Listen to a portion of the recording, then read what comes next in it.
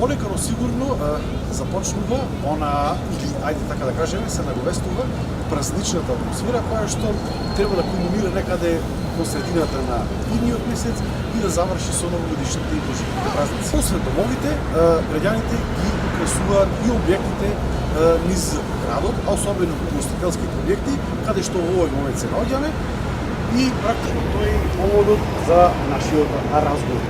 Како што може да забележите, тука позади нас имаме украсување на еден од угостителските објекти во градот, а наш соговорник е Емилија Трајковска. Да. Уметник која што веќе долго време се занимава неколку години со цртање на излозите и на, како што кажав, предвесник си на таа празнична магија. Да, новогодишна магија. Како започна со цртањето на, еве, да кажеме, излозите, прозорците на дуќаните низ целиот град, а сега те бараат и низ цела Македонија? Да, баш така. Се започна со желба идеја на моето детенце. Побара дома да му ги нацртам прозорците и после си реков, еми можеш да го работиш ова и на други места. И така, направив визитки, ги поделив насекаде низ градов и почнав прво од мојот град од Прилеп, па сега цртам веќе низ цела Македонија. Колку време црташ? Колку време е еден излог? Не, колку години? Колку години? Па 4-5 годинава, да. Вака по излози, инаку си цртам и портрети. Да. Дали претходно беше уметничка душа, па црташе и дома некои други цртежи? Цел живот имам уметничка душа, школа уметничко немам. Сето е само дарба, ништо друго. Дали одеше некаде некои те учи? Не. Самоук што викаме? Самоук, баш така, да. Сега тука што имаме можност да забележиме? Сега еве почнавме со снеголки, направивме нешто малку како мранзулци да изгледа. Нека да има поиќе помалку. Те така нешто елкички, па ќе го украсиме, ќе плаиме билењаци, тие биле оние што иделе кај децата и ги гледале како пред да заспија, ги слушале нивните желби, некоја новогодишна приказна и за да му ги исполна, да му кажа на Дедо Мраз што сака дечината. И тие вилењаци точно ќе ги има тука во овој кафеч. Како што кажа, веќе се најавува празничната атмосфера со овие цртежи по излозите, иако можеби рано месец ноември, но сепак Па и рано се почнува. Да. И рано се почнува затоа што како поминува времево се поиќе станува како да речем не традиција, туку веќе луѓето се навикнати иди нова година, ближи декември, да треба да се црта, веќе си резервира по со време термини за цртање. Дали ова твој прв објект во Прилеп или веќе имаш нацртан некој други? Во ова година? Во оваа сезона? Прв. Да, сега денеска почнуваме од тука, да. Првиот објект во Прилеп кој што се украсува. Да. Практично целиот овој целиот, да. Цел надворешен простор ќе биде цела една приказна. Значи со вака нежни елкички, малку мранзулци, ќе има и како гранки од страните, после ќе имаме комплетна слика и по некој вилењак кај што дзирка. И така интересно. Инспирацијата за цртежите ја добиваш сама? Оние кои што порачуваат собствениците на објектите оставаат на твојата инспирација или има тие некои посебни? Да, нормално има и тие желби и спрема нивните желби јас се усогласувам и гледам спрема местото да изгледа убаво. И некои ми велат од луѓето, пример, оставаме на тебе како изгледа просторот и тогаш ми се чини најдобро е спрема самиот простор што го гледам сликата да ја насликам, да се долови она што треба.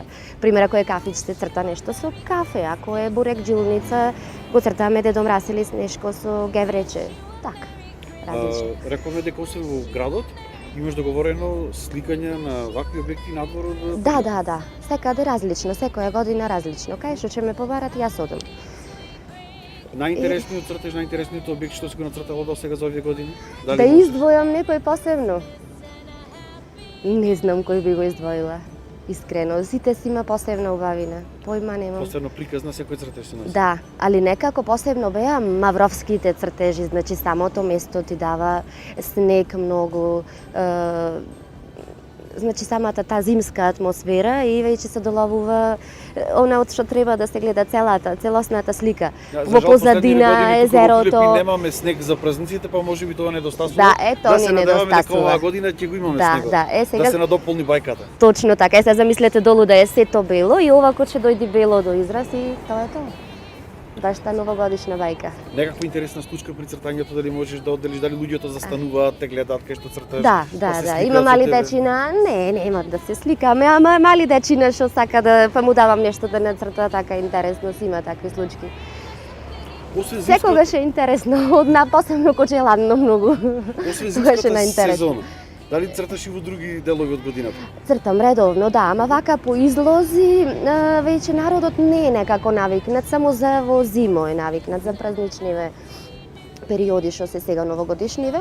Инаку би било да се црта примери за Великден со тема на Великден, пример може да биде јајца, зајачина, пилина, се.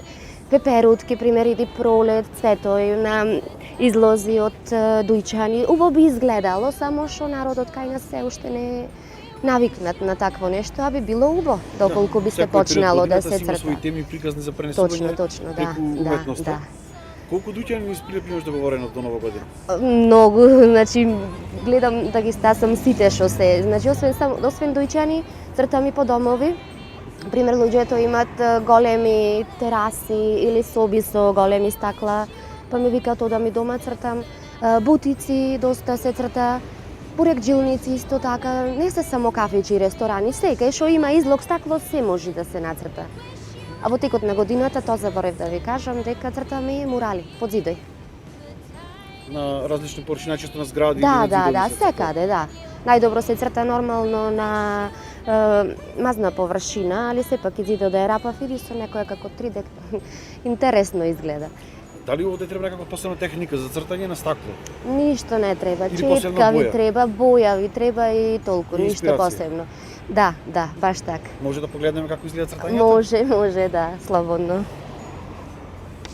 Како што рековме, сега тука добиваме елка. Да, тука елкичка мала. Сега продолжуваме со белата, после ја внесувам бојата кој ќе дојде. Сега пример вака.